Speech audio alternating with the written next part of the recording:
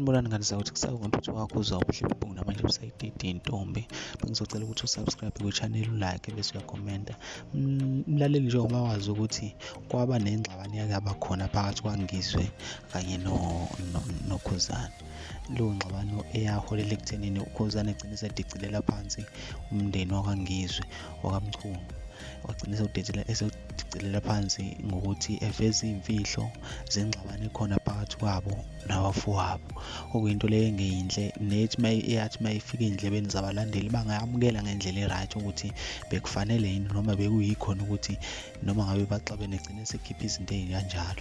Kuthe sekushone-ke sekudlula ikhehla elizala uNgizwe, uKhuzani waba nemali ayikhiphayo umnikelo ethi uyonikela ngayo emndenini wakaMchunu.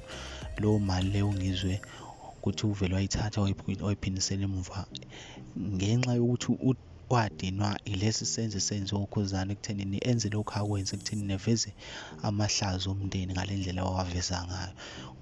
Abalaleli futhi-ke bayiseke kakhulu-ke lento eyenziwa uNgizwe ukuthi wenze kahle, wayenza ngale ndlela ayenze ngayo ngoba ekugcineni uKhuzani bezogcina esekusebenzisa lokho eseqhoshana ngakho ukuthi wabasiza ngemali eyisamba thizeni, bexakekile bengenayo imali yokuthi befihle ikhehla.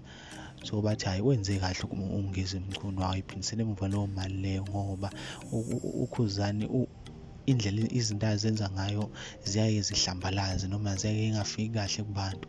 Ukuphawula kwabalaleli-ke lokho-ke noma abalandeli bamaskandi indlela nabo baphawule ngayo.